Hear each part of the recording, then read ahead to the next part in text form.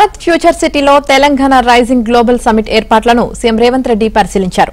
అలాగే అక్కడ నిర్మిస్తున్న స్కిల్ యూనివర్సిటీ నిర్మాణ పనులను కూడా సీఎం పరిశీలించారు.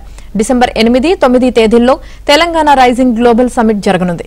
సమిట్ కోసం తెలంగాణ ప్రభుత్వం భారీ ఏర్పాట్లు చేస్తోంది.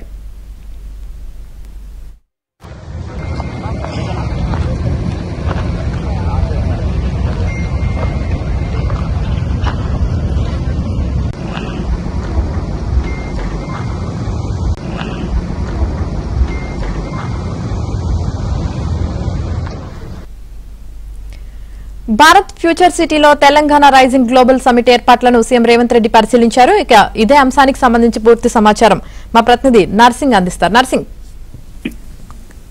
యామిని, తెలంగాణలో రేవంత్ రెడ్డి ప్రభుత్వం ఏర్పడి రేపు వచ్చే డిసెంబర్ 7వ తేదీతో 2 ఏళ్లు పూర్తవుతుంది. సో ఈ సందర్భంగా 2 ఏళ్లు పూర్తవుతున్న సందర్భంగా ప్రజాపాలన విజయోత్సవాలని ఘనంగా నిర్వహించాలని చెప్పి రేవంత్ రెడ్డి సర్కారు ఇప్పటికే నిర్ణయం తీసుకుంది. సో ఈ సందర్భంగా ప్రపంచానికి ఇప్పటి వరకు తెలంగాణ రాష్ట్రంలో కాంగ్రెస్ ప్రభుత్వం ఏర్పడిన తర్వాత అమలు చేసినటువంటి అభివృద్ధి సంక్షేమ పథకాలు ఏంటివి అనేటువంటి వివరించడంతో పాటుగా భవిష్యత్తు ప్రణాళికల్ని ఆవిష్కరించే విధంగా ఘనంగా ఒక పండుగలాగా 2 రోజుల పాటు ఈ వేడుకల్ని చేయాలని చెప్పి రేవంత్ రెడ్డి ప్రభుత్వం నిర్ణయం తీసుకుంది. అందులో భాగంగా డిసెంబర్ 8, 9 2 రోజుల్లో global summit Telangana rising 2047 global summit ని నిర్వహించాలని చెప్పి నిర్ణయం తీసుకుంది. ఈ గ్లోబల్ సమ్మిట్ ను కూడా తెలంగాణ ప్రభుత్వం ఏదైతే నిర్ణయం తీసుకుందో హైదరాబాద్, సికింద్రాబాద్, సైబరాబాద్ కు సమాంతరంగా 4వ సిటీని డెవలప్ చేయాలని చెప్పి నిర్ణయం తీసుకుంది. ఇప్పటికే అది రంగారెడ్డి పరిధిలో 56 గ్రామాలు, 7 మండలాల పరిధిలో ఈ 4th సిటీని డెవలప్ చేయాలని చెప్పి నిర్ణయం తీసుకుంది. అందుకు 30,000 ఎకరాల్లో విస్తరించాలని నిర్ణయం తీసుకుందో ఆ ప్రాంతంలోనే 4th సిటీని డెవలప్ చేయాలనుకుంటున్నటువంటి ఆ ప్రాంతంలోనే ఈ global international global summit Telangana rising 2047 global summit ని నిర్వహించాలని చెప్పి నిర్ణయం తీసుకుంది.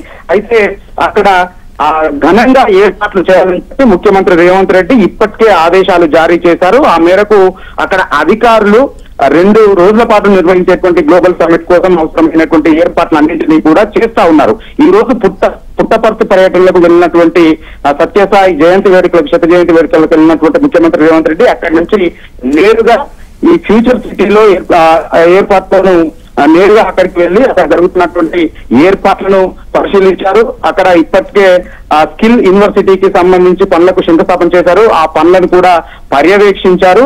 ఈ సందర్భంగా అధికారులకు కొన్ని కీలకమైనటువంటి సూచనలు ముఖ్యమంత్రి చేశారు. సో ఈ కార్యక్రమానికి దేశ విదేశాల నుంచి అంతర్జాతీయ ప్రతినిధుల్ని, పారిశ్రామికవేత్తల్ని, ఇండస్ట్రియలిస్ట్ ని పెద్ద ఎత్తున ఆహ్వానించి ప్రత్యేక కార్యక్రమాన్ని నిర్వహిస్తున్నటువంటి నేపథ్యంలో పోలీసులకి పకడ్బందీ భద్రతా ఏర్పాట్లు చేయాలని చెప్పి ఆదేశించారు.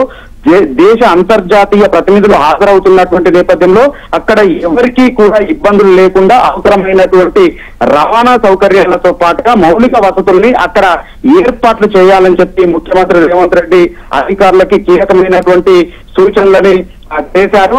సో ఆ పరిసరాలన్నింటినీ కూడా తిరిగి పరిశీలించారు. ఎక్కడెక్కడ ఏం చేయాలి, ఎక్కడ డయాస్ ని ఏర్పాట్లు చేయాలి అంటే ఈ 2 రోజుల సమ్మిట్ లో మొదటి రోజేమో తెలంగాణ రాష్ట్రంలో ఇప్పటి వరకు అమలు చేసినటువంటి అభివృద్ధి సంక్షేమ పథకాలని వివరించే విధంగా కార్యక్రమాలను నిర్వహిస్తా ఉన్నారు. ఇక 2వ రోజేమో తెలంగాణ రైజింగ్ 2047 డాక్యుమెంట్ ని పాలసీ డాక్యుమెంట్ ని రిలీజ్ చేయబోతున్నారు. ఇప్పటికే శాఖల వారీగా తెలంగాణ రాష్ట్ర ప్రభుత్వం ఏం చేయబోతుంది, ఏం ఆవిష్కరణ చేయబోతుంది, పరిశ్రమలకు ఏ విధమైనటువంటి ప్రోత్సాహాలు అందిస్తుంది అనేటువంటిది వివరించబోతా ఉన్నారు. అవి వివరించడానికి ఎక్కడెక్కడ ఏమేమి ఏర్పాట్లు చేయాలనేటువంటివి సమగ్రమైనటువంటి సలహాలు, సూచనలు అధికారులకి ముఖ్యమంత్రి రేవంత్ రెడ్డి ఇచ్చారు ఈ రోజు. Right, thank you Narasimharao.